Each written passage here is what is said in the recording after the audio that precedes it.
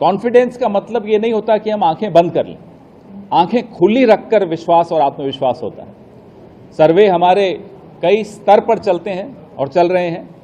जहां भी जिस विधायक के विषय में अगर रिपोर्ट आती है कि वो जीतने की स्थिति में नहीं है, तो जाहिर सी बात है हम ईमानदारी से जहां परिवर्तन करना होगा वहां करेंगे। हमारे नेता राहुल गांधी हमेशा इस बात पर जोर देते हैं कि महिलाओं को और नौजवानों को कांग्रेस के प्रति जो निष्ठा, जिनकी बहुत देखी परखी निष्ठा हो, उनको आगे लाना आवश्यक है।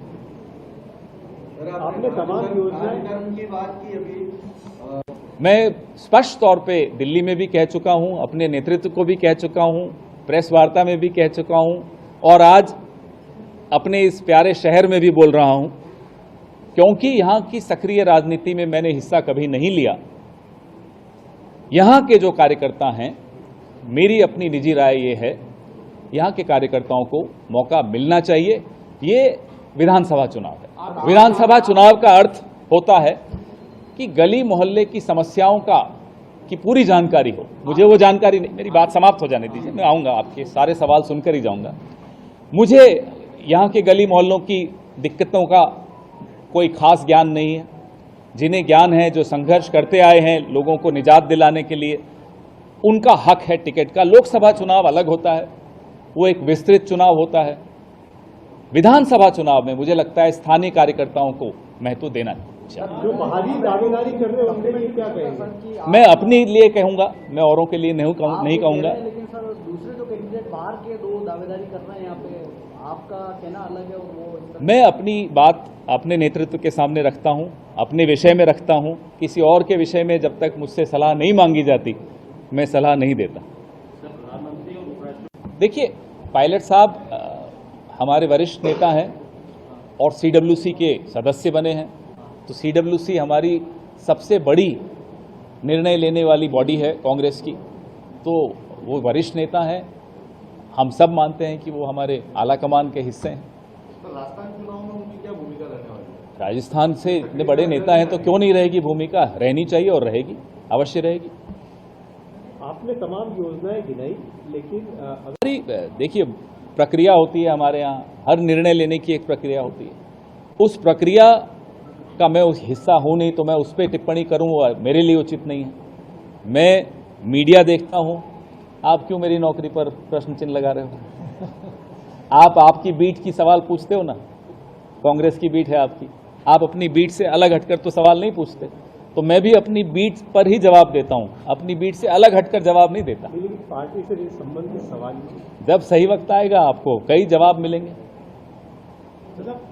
अभी वक्त है मुद्दों पर हमारे बही खातों को सामने रखने का, हमारी उपलब्धियां गिनाने का। अभी वक्त है ईमानदारी से लोगों से अपने हक से अपना हक मांगने का वोट का वक्त है। राजस्थान की राजनीति समझते हो, पिछले कई सालों से ये हम सुनते आए हैं, आज तक नहीं हुआ।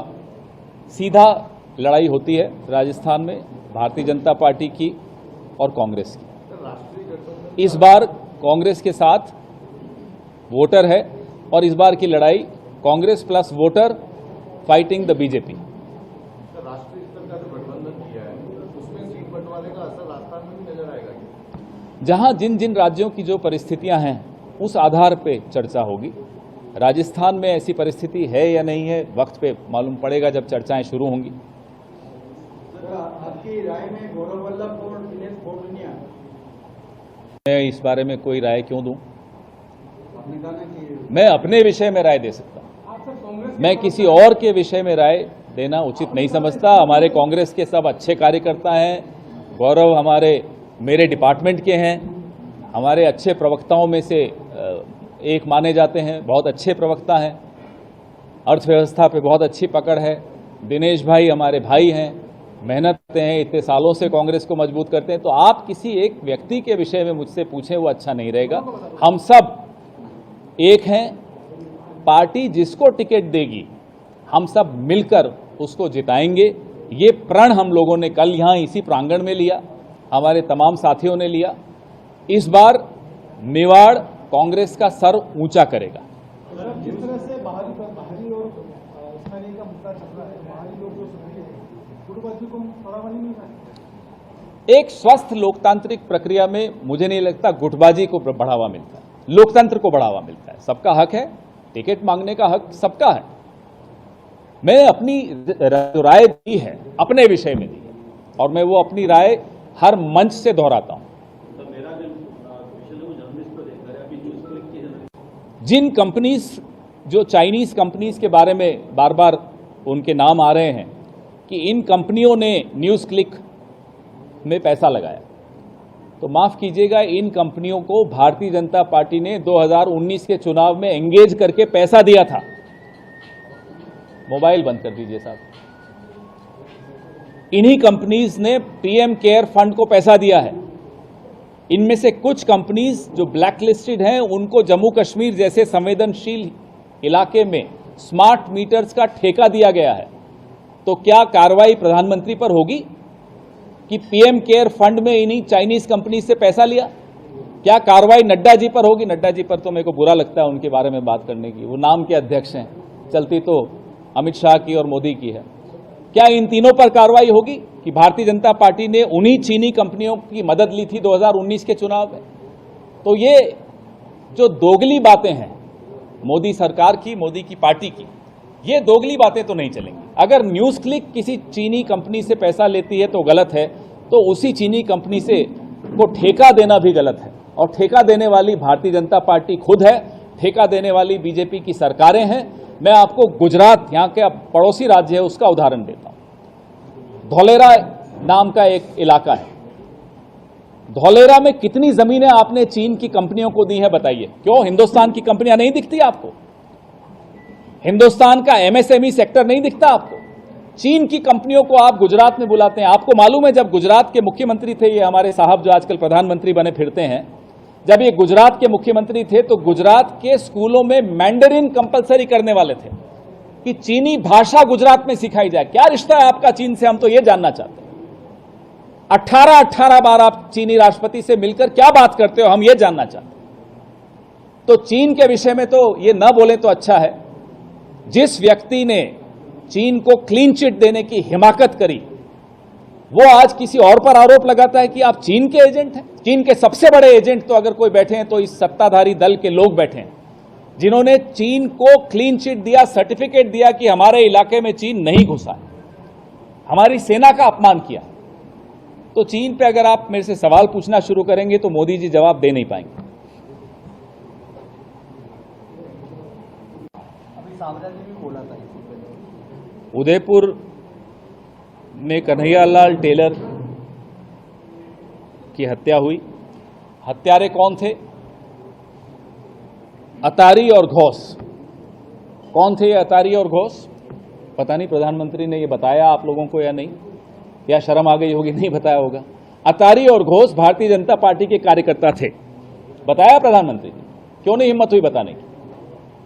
और मुझे तो शर्म एक बात पर आई, मैं उदयपुर का हूं, प्रधानमंत्री को शर्म ज्यादा आनी चाहिए। 2 हत्याकांड हुए। एक शंभूलाल रैगर ने किया राजसमंद में, एक अतारी और घोष ने किया उदयपुर में। शंभूलाल रैगर ने जो हत्याकांड किया उसके पक्ष में भारतीय जनता पार्टी के लोग खड़े हुए दिखाई दिए। यहीं पड़ोस में अपना झंडा लगाया, भगवा झंडा लगाने की हिमाकत करी अदालत पर। क्या अतारी और घोष के पक्ष में कोई राजनीतिक दल खड़ा हुआ दिखाई दिया आपको? मैं प्रधानमंत्री को खुली चुनौती देता हूं इस मंच से, माफी मांगे कि क्यों उनसे, उनकी विचारधारा से संबंधित लोग एक हत्यारे के पक्ष में खड़े थे। क्या कोई मुसलमान आपको अतारी और घोष के पक्ष में खड़ा हुआ दिखा? तो ये जो छद्म हिंदू बनते हैं ना, ये संघ वाले, मैं इनको खुली चुनौती देता हूं कि जो इन्होंने शंभूलाल रैगर का पक्ष लिया, ये मेरे धर्म को अपमानित करने का प्रयास किया, मेरे प्रदेश को अपमानित करने का प्रयास किया, मेरे शहर को अपमानित करने का प्रयास किया। ये हम बर्दाश्त नहीं करेंगे। शंभूलाल की बात तो ठीक है, मगर पिछले 4 सालों में गहलोत सरकार ने कहीं हिंदू रैलियों पर रोक लगाई, भगवा झंडों पर उदयपुर में ही रोक लगाई।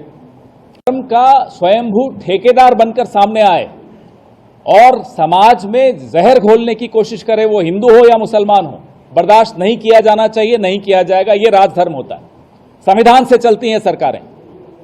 आप समाज में जहर खोलेंगे, भले आप प्रधानमंत्री हो, बर्दाश्त नहीं किया जाएगा। और अगली बार जब प्रधानमंत्री यहां आए तो माफी मांगकर जाएं कि भारतीय जनता पार्टी के 2 कार्यकर्ता अत्तारी और घोष ने हत्या की कन्हैयालाल टेलर की। माफी मांग के जाएं कन्हैयालाल टेलर के परिवार से और उदयपुर की जनता से, तब उनको यहां सुना जाएगा, नहीं तो उनको अब सुना नहीं जाएगा। यहां राजस्थान में गहलोत जी ने रोक लगाई है, उसको पूछा जा रहा है। मैं वही कह रहा हूं, कोई भी व्यक्ति, वो हिंदू हो या मुसलमान, धर्म का दुरुपयोग करके समाज में जहर घोलेगा तो उस पर रोक लगाई जानी चाहिए और लगाई जाएगी।